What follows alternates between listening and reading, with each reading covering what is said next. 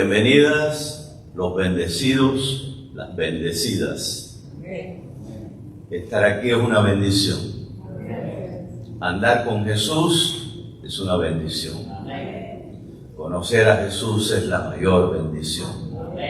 Luego en esta mañana estamos todos benditos. El Señor nos llama benditos de mi Padre. Benditos del Padre, benditos del Hijo, benditos del Espíritu Santo. Todos somos benditos. ¿Cómo nos sentimos? Bendecidos para bendecir.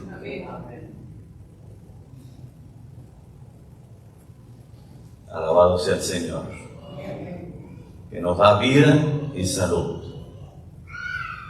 que nos ha llenado de una esperanza maravillosa, eterna, inmortal, la esperanza de que estaremos con Él por toda la eternidad.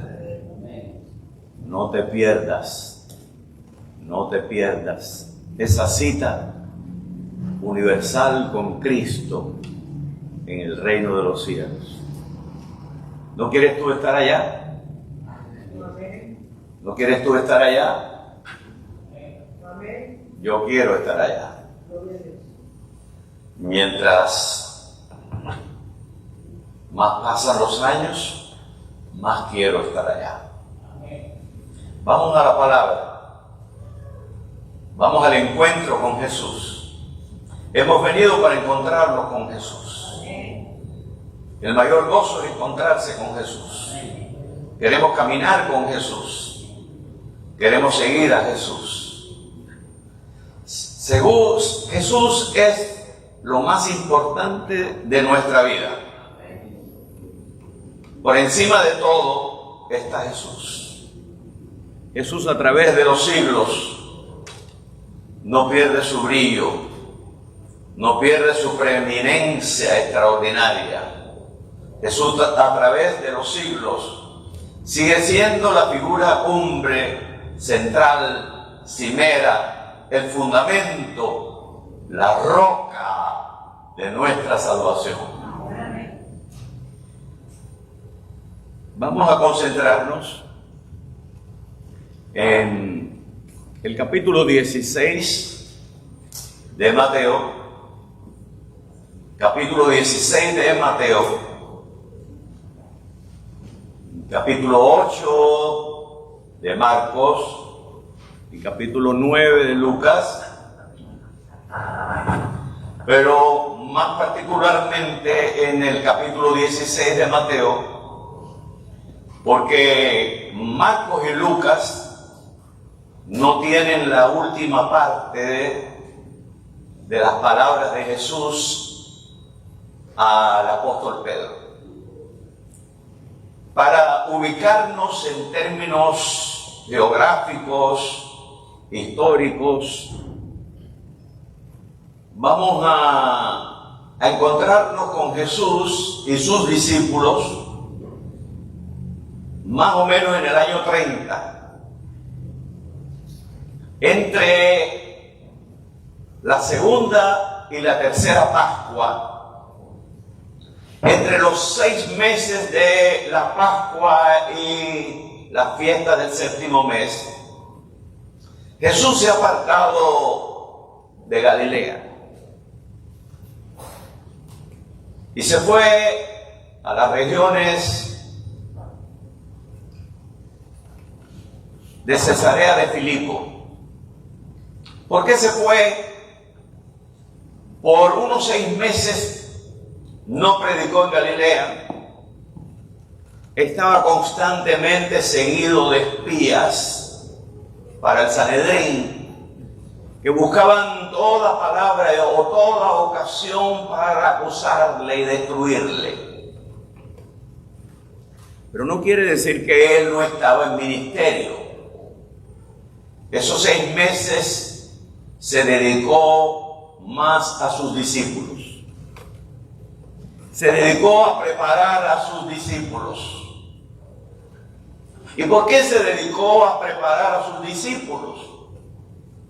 Porque sus discípulos constituían el núcleo central de lo que había de ser su iglesia en el mundo entero a través de los años, a través de la historia, hasta la culminación en su gloriosa segunda venida.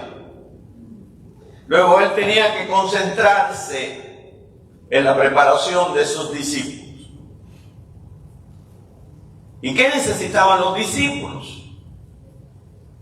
Número uno, los discípulos necesitaban estar conscientes de quién era Él.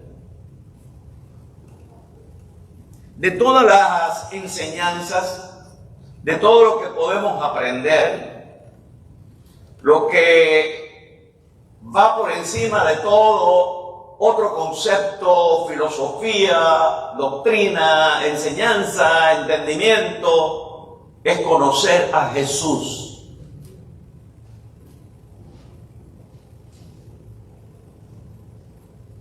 No se gloríe el sabio en su sabiduría, ni el rico en su dinero, sino gloríese en conocerme, que yo soy Dios, que no hay nada a mí semejante. Lo más importante es conocer a Jesús.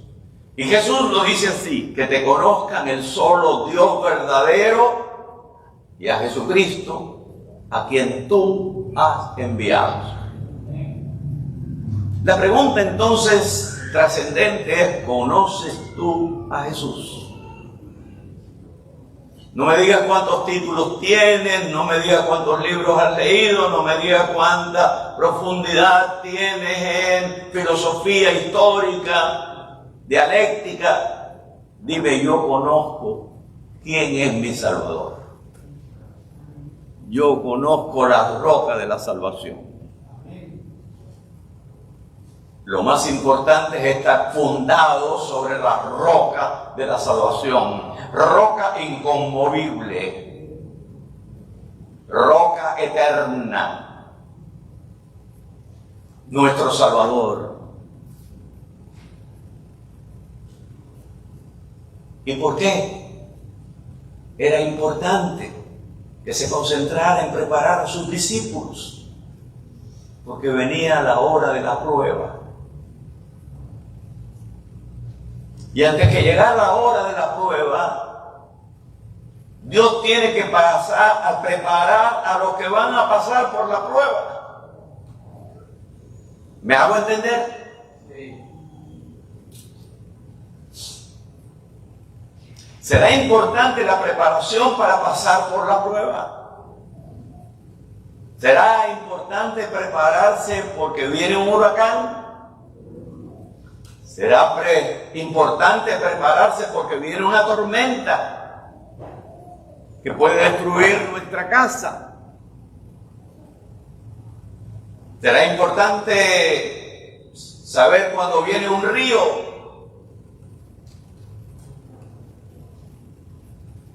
Un río, aguas destructoras o una tormenta que con sus vientos huracanados hace hacer caer la casa. Cristo necesitaba preparar a sus discípulos. ¿Y por qué? Porque venía la tormenta, porque venía la prueba, porque venía la cruz. Y antes que llegue la cruz, necesitamos estar preparados para lo que significa la cruz. Todos tenemos que pasar por alguna cruz. Todos tenemos que llevar una cruz. Antes de la victoria está la cruz. Antes de la corona está la cruz. Antes de la gloria está la tormenta. ¿Estamos preparados? Los discípulos tenían conceptos que predominaban en su cultura teológica en relación con la venida del Mesías. Tenían una confusión entre las dos venidas mesiánicas. Habían sido preparados por los maestros de Israel, como Shemai, como Gilel, como Gamaliel en tiempos de Cristo, maestro de Saulo, de Shaul,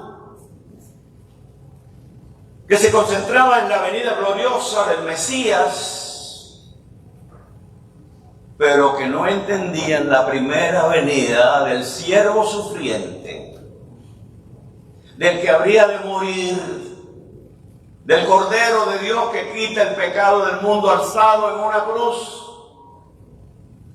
Pero para entender la cruz necesitamos saber quién es el que muere en la cruz. Según el relato bíblico, no muere Jesús nada más. Mueren otras dos personas. Pero ¿qué diferencia hay entre esas dos personas y el que está en el centro?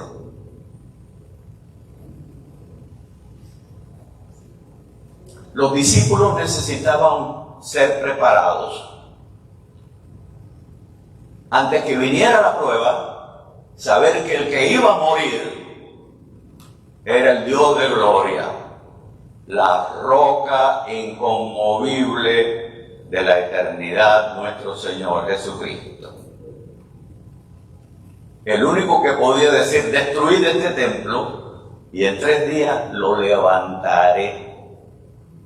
Es interesante que la Biblia dice que el Padre lo levantó, que el Espíritu lo levantó, pero aquí Él dice: yo me voy a levantar. Él se levantó por el poder que había en Él. Porque volvemos a repetir que Él es la roca indestructible. Amén. Necesitamos, como los discípulos hoy,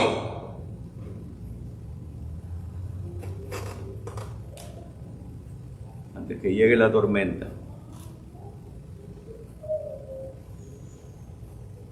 antes que llegue la tormenta final,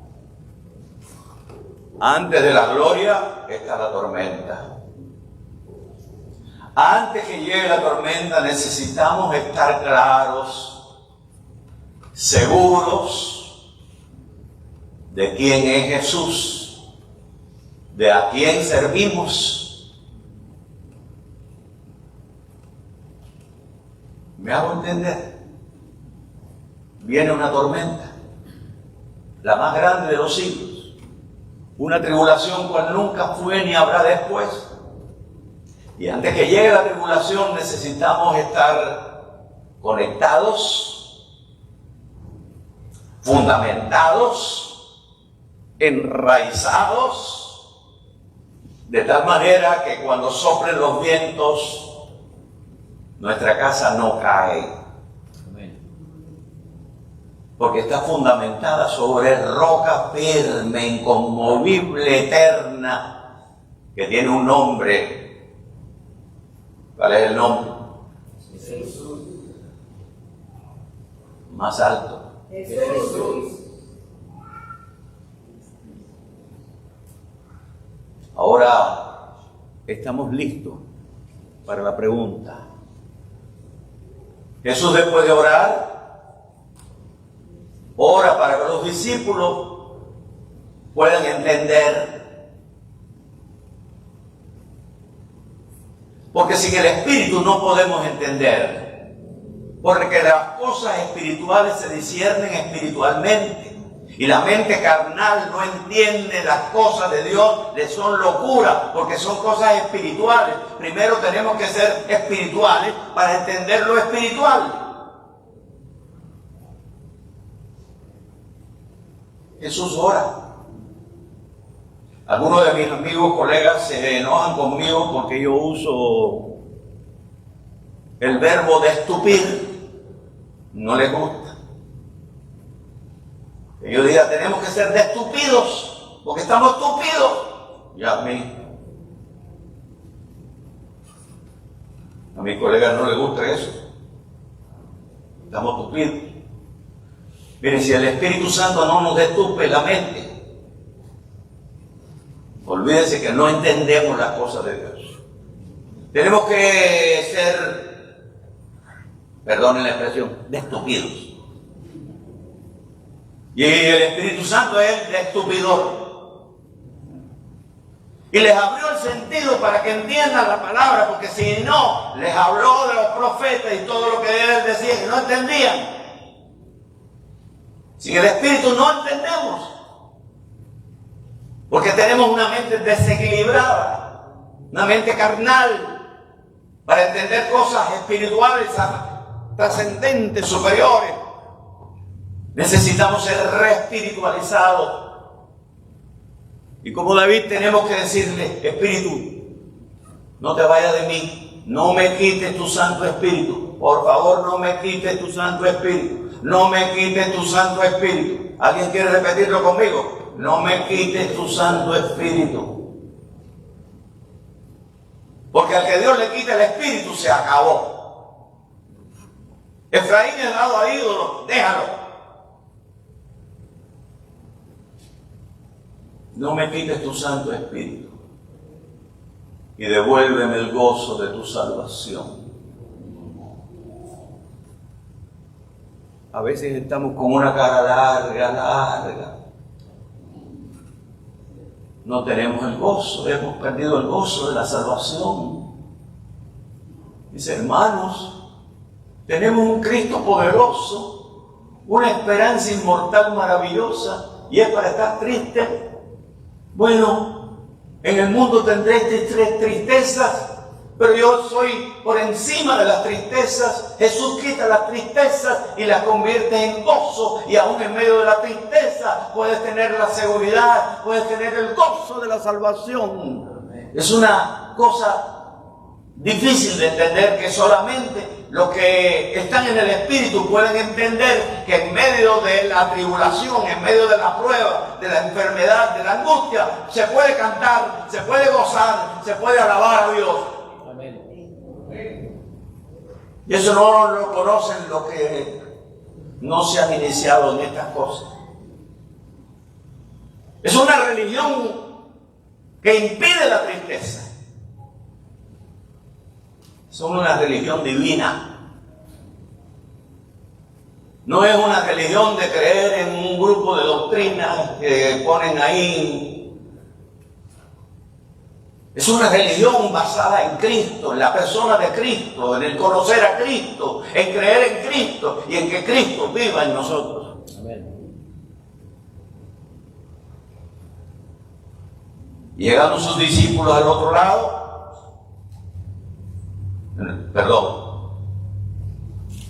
viniendo Jesús, en el versículo 13, vamos a empezar porque es largo. Hay mucho pan, mucho trigo divino aquí.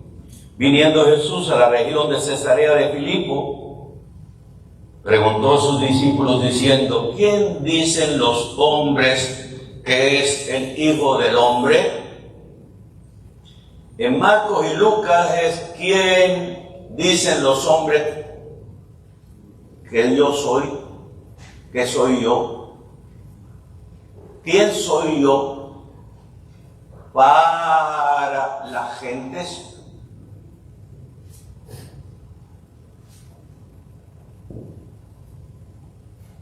Unos dicen que Juan el Bautista. Entre los que nacen de mujer, ninguno mayor que Juan el Bautista. Es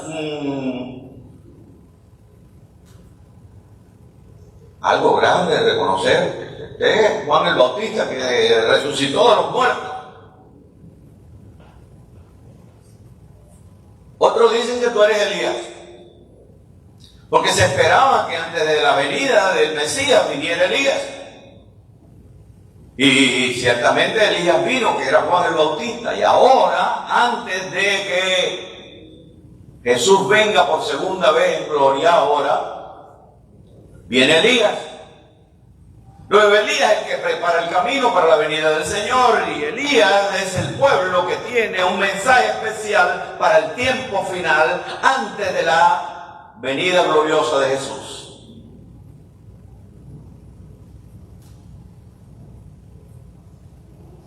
¿Quién dicen los hombres que es? Elías. Bueno, un personaje grande, otro de los grandes profetas. Tenemos 4 profetas mayores en los escritos sagrados. Tenemos 12 profetas menores. Elías sobresale.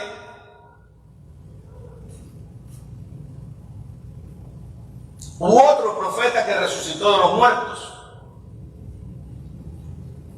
Pero ustedes, ¿qué dicen que yo soy? Ahí está la pregunta. ¿Quién soy yo para ustedes? Esta es la pregunta vital. ¿Quién soy yo para ustedes?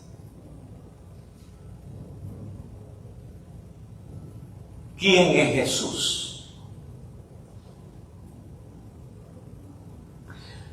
En Mateo hay una gran diferencia entre los otros 2 evangelistas, porque Jesús le dice: ¿quién dicen los hombres que es el Hijo del Hombre? Y si nosotros sabemos responder a la pregunta de quién es el Hijo del Hombre, ya nos está dando la pauta para interpretar quién es el Hijo del Hombre, porque ya está interpretado en el libro de Daniel, en el capítulo 9, de los versículos 13, del 9 al 13. Allí encontramos uno como un Hijo del Hombre que viene en las nubes del cielo con grande poder y gloria. Y ese recibe el honor, el poder y el reino. No dice la iglesia, dice el reino, porque el reino es la iglesia. Pero la iglesia, el remanente de la iglesia, el remanente de Israel y el remanente de la iglesia, para formar un remanente glorioso en el tiempo del fin. Luego Jesús está dando la clave para interpretar la declaración de Pedro. Pedro, impulsivo como era, no queremos tomarla contra Pedro, queremos cumplir las Escrituras. Las Escrituras dicen que no le añadas nada, ni le quites nada. Luego, cuando hablamos de Pedro, hablamos de toda la gloria que Dios le dio. No le podemos quitar nada, pero no le podemos añadir lo que Dios no le dio. ¿Entendemos? Entre esos 2 parámetros nosotros debemos entender cualquier carácter que encontremos en las Escrituras. Y así de tal manera que debemos entender cualquier otra personalidad de la historia sin ni añadirle ni quitarle. Hay cosas maravillosas que se hablan de la Virgen.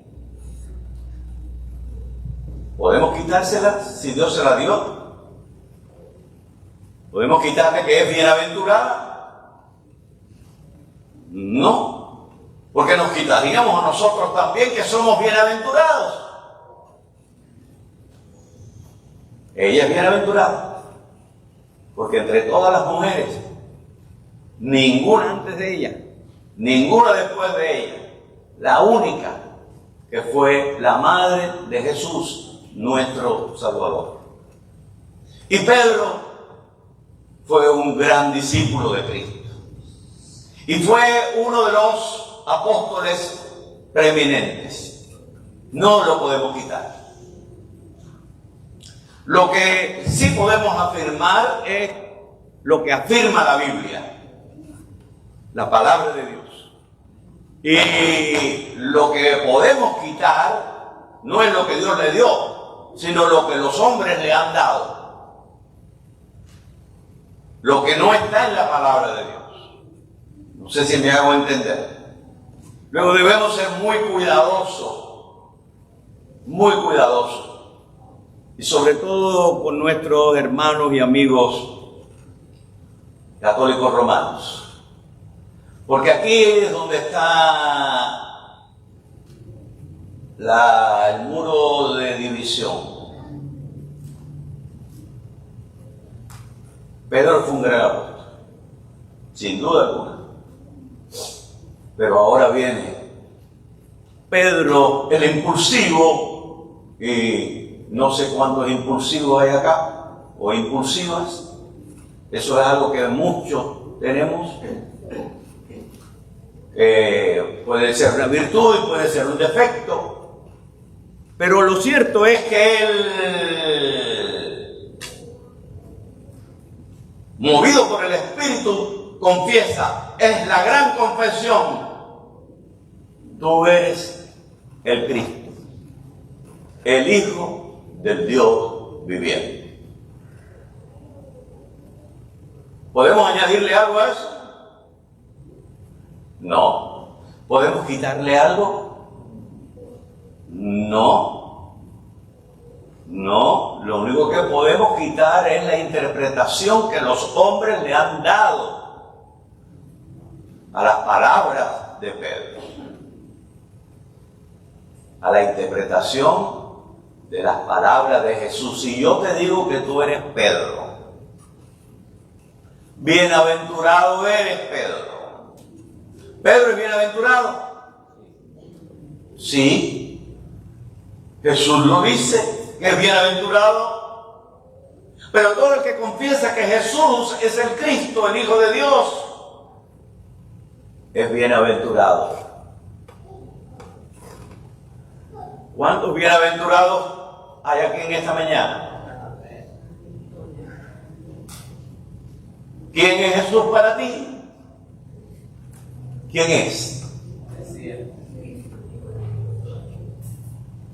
¿Quién es Jesús?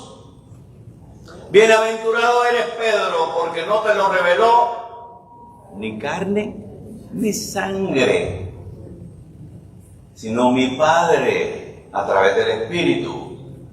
Conocer a Jesús como el Hijo del Dios viviente, como el Hijo del Hombre, conocer a Jesús como la roca de la eternidad, es una revelación divina. Pedro lo recibió por revelación divina. No lo recibió porque tenía un cociente de inteligencia superior. Lo recibió por revelación divina. ¿Y tú? Jesús te pregunta hoy, ¿quién yo soy para ti? ¿Y qué tú puedes decir hoy?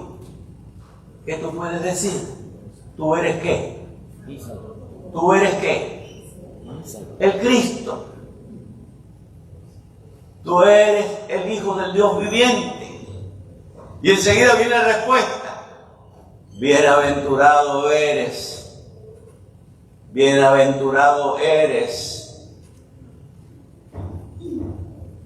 Bienaventurado eres Miriam. Bienaventurado eres Patricia. Bienaventurado eres Rafael. Bienaventurado eres Miguel. Bienaventurado eres.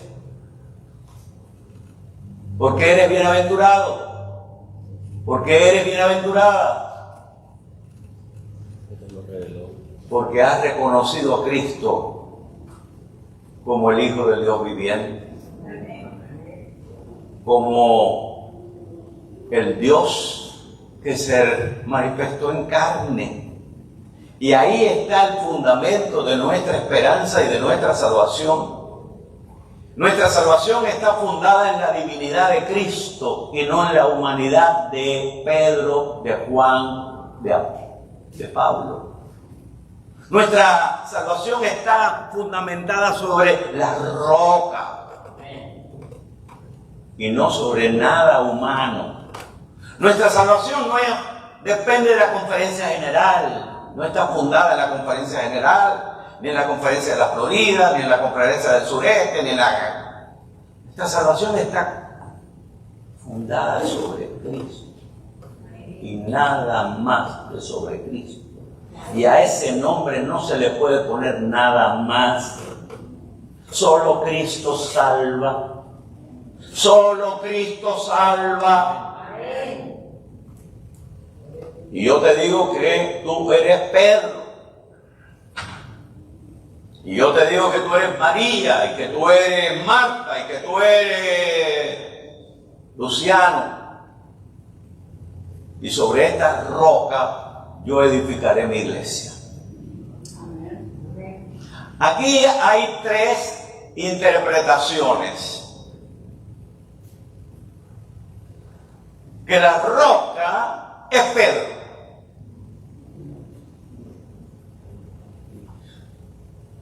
Pero fue el primer papa en el 445 que se aplicó a sí mismo, que era un sucesor de Pedro y que Pedro era la roca. Luego los sucesores de Pedro son la roca.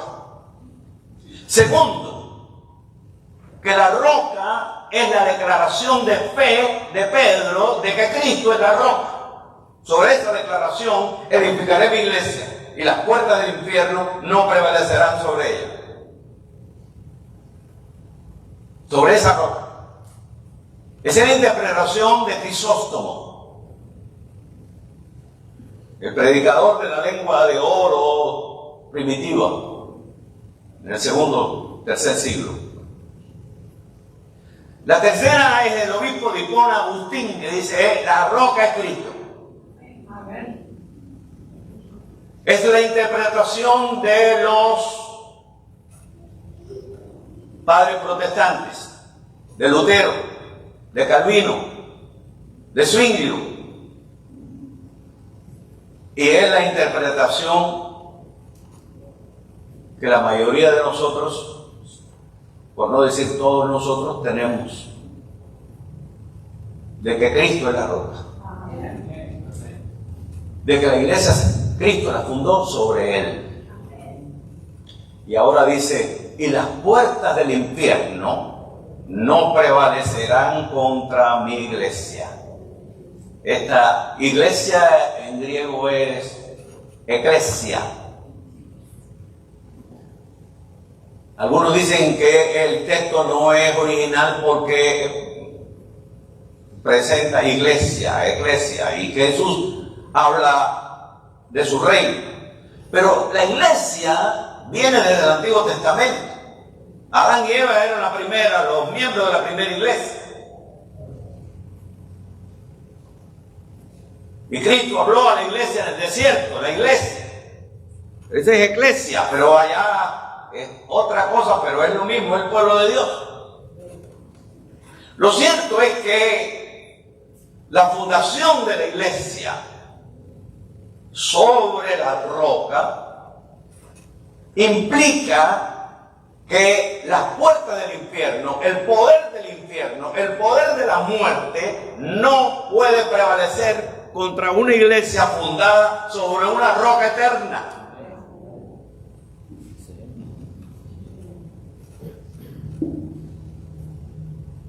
Y Pedro murió.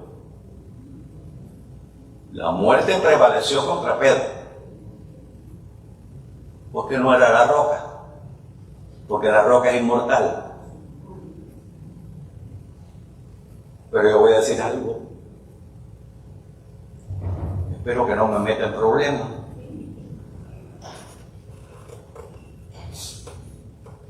Si Cristo es inmortal y Cristo mora en nosotros, ¿sí o no? Cuando alguno de nosotros muere, como Cristo, murió la parte humana, pero la parte divina es inmortal, no puede morir. Las puertas del infierno no prevalecieron contra él, prevalecieron contra el Jesús humano, pero el Jesús divino es inmortal. Cuando el Jesús divino mora en ti, mueres tú, la parte humana, pero la parte que se hizo una con Cristo, el divino, el inmortal, esa no puede morir y va a levantarse por ese poder que es, ahora vive en ti, el mismo poder que te va a levantar si te toca ir allá abajo. No sé si me hice entender, porque para mí esto me ha dejado boquiabierto. ¿No vive ese Cristo inmortal en ti? Entonces tú no mueres eternamente. Y Jesús dice, no morirás eternamente. Claro, no morirás hasta que yo venga y le diga, levántate. Es un poquito de tiempo nada más. Los que saben de música saben de lo que es un compás de espera. Pero un compás de espera donde no hay reloj para cronometrar el tiempo que estuviste allá abajo. Será cerrar los ojos para abrir y ver la gloria de Dios. Para mirar y decir, oye, qué diferente. Bendito sea el Señor, qué esperanza maravillosa tenemos. Qué esperanza y qué seguridad de que los muertos en Cristo resucitarán primero. Las puertas del infierno no pueden prevalecer contra el que está fundado sobre la roca. El que está fundado sobre la roca, vienen los ríos, soplan los vientos, pero no cae. No cae. Y esta iglesia va a parecer que cae, pero no cae, mientras los pecadores en Sion serán zarandeados fuera. Los que no quisieron que Cristo los transformara. Hay gracia transformadora. ¿Y cómo sabemos si es gracia, la gracia genuina, la gracia de Dios, la gracia del cielo? Porque transforma. Si no transforma, es desgracia.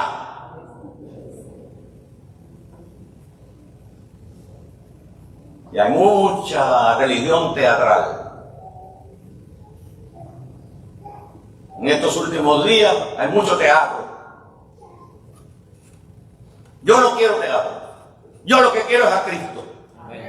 Que me den a Cristo. Yo quiero oír de Cristo. Yo quiero ver a Cristo exaltado. Yo no quiero teatro. Yo no quiero novela. Yo no quiero luces por acá y luces por allá y teatralidad y... Lo que quiero es a Cristo. Dame a Cristo. Yo quiero oír de Cristo. Yo no quiero más nada.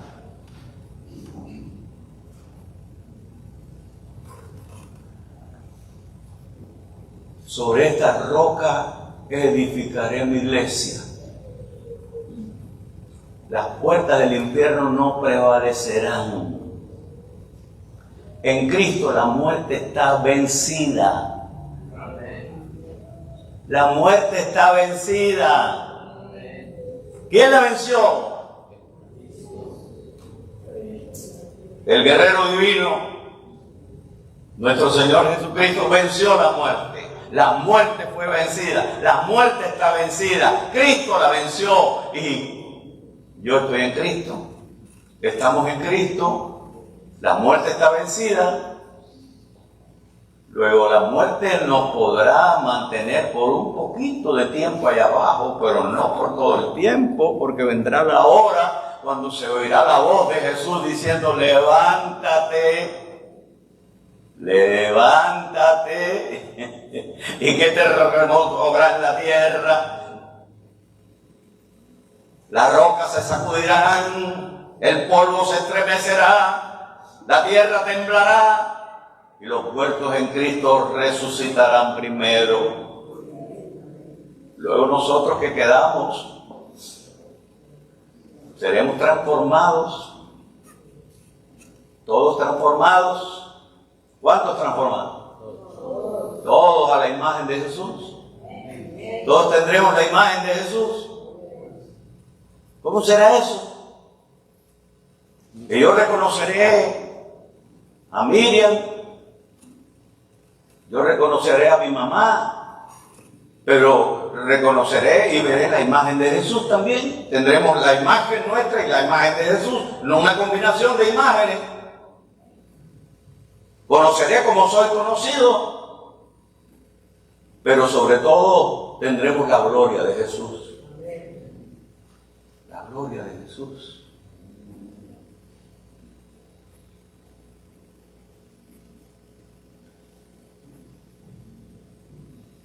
No te lo reveló ni carne ni sangre, sino mi Padre. Y yo también te digo que tú eres Pedro. Los eruditos católicos romanos dicen, las palabras originales fueron dadas en el idioma donde Kefas es piedra. No hay diferencia entre Cristo, Kefas, y Pedro, Kefas, porque solo tienen una palabra. El arameo solo tiene, que hablaba Jesús, solo tiene una palabra, Kefas. Yo te digo que tú eres Kefas, y sobre esta Kefas edificaré mi iglesia. Bueno, si se hubiera quedado ahí, pero no. Fue escrito en griego. Y en griego es diferente totalmente para no que nadie se confunda. Porque puede confundirse en arameo, pero no en griego. En griego es, tú eres Petros, y sobre esta Petra edificaré mi iglesia. Tú eres Petros, y sobre esta Petra. Y cuando habla Pedro, Simón Barjona, cuando habla en sus dos epístolas, habla de que todos nosotros somos piedras. Pero es interesante que dice que somos piedras vivas. El que no tiene a Cristo es una piedra. Y las piedras son del reino animal, son tres minerales. Son tres reinos, el reino animal, el reino vegetal y el reino mineral. El reino animal tiene vida, el reino vegetal tiene vida, pero el reino mineral no tiene vida. Y aquí Pedro dice algo que parece desafiar la lógica. Ustedes son piedras vivas. Sin Cristo somos una piedra muerta. En Cristo somos piedras vivas. Pero la roca fundamental del edificio, o el templo de Dios, la iglesia de Dios, el reino de Dios, el fundamento es Cristo. Por encima de Cristo están los apóstoles y los profetas. Y luego después el edificio se va construyendo, Cristo, el gran arquitecto, lo va construyendo piedra a piedra, hasta que en los últimos días ponga la última piedra, los santos de los últimos días, que vendrán de todas las iglesias. Y los judíos que van a reconocer que Jesús es el verdadero Mesías. ¿Cuándo será eso? Para mí será en la quinta trompeta, cuando se aparezca el diablo aquí como Cristo. Dicho sea de paso, el diablo no se aparece como Carlos Marx.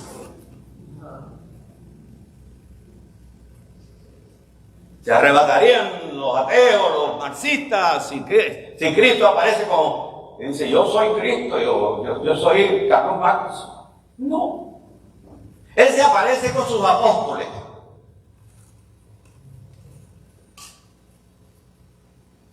Pero Él se aparece como Cristo. Lo que me dice a mí que el fin de la historia es religioso. No es ateo, no es marxista, comunista. El fin de la historia es eminentemente, supereminentemente religioso. Es una batalla religiosa, porque es una batalla de adoración. Adoración a la roca o adoración a un ser humano.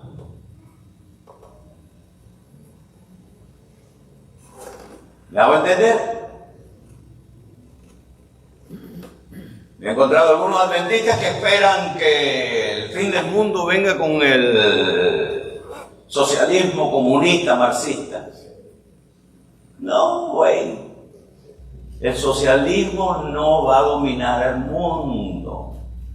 El fin de la historia humana es eminentemente religioso, ecuménico. Todas las religiones del mundo unidas bajo una cabeza humana.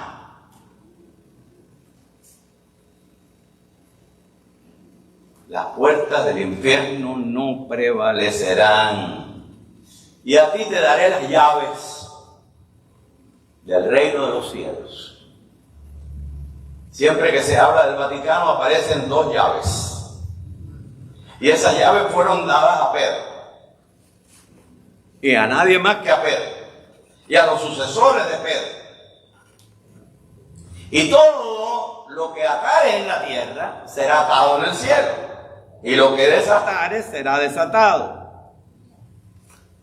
Entonces mandó a sus discípulos que no dijesen que él era el Cristo, para no acelerar la cruz.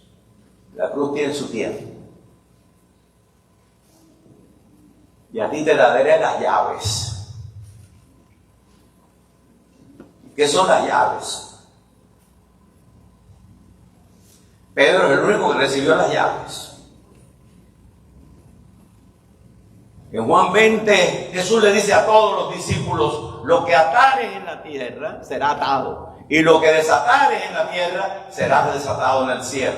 Luego todos los discípulos recibieron las llaves. ¿Y cuáles son las llaves? El Antiguo y el Nuevo Testamento. La palabra de Dios que ata y desata. Aquí está la palabra que ata y desata. Aquí están las dos llaves, el Antiguo y el Nuevo Pacto. Y no hay otra llave. ¿Se le fueron dadas a Pedro? Sí. ¿Le fueron dadas a Juan? Sí. ¿Le fueron dadas a Saúl, a Saulo de Tarso, a Pablo? Sí. ¿Y las llaves te son dadas a ti? ¿Quién tiene las llaves? ¿No todos tenemos la llave?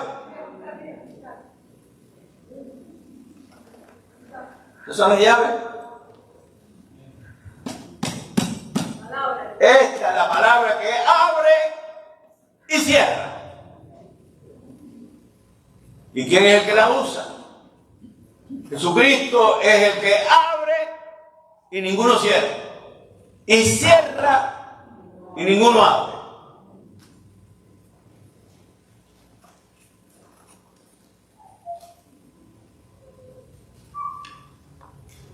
¿Estás usando las llaves?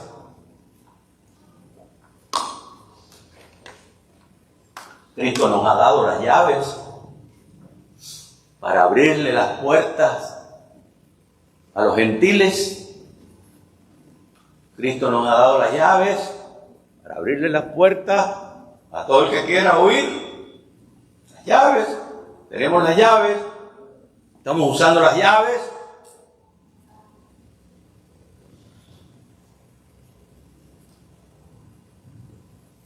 el que ama a Cristo, el que está fundado sobre Cristo, usará toda posibilidad y toda capacidad para abrirle las puertas a los que todavía no han entrado.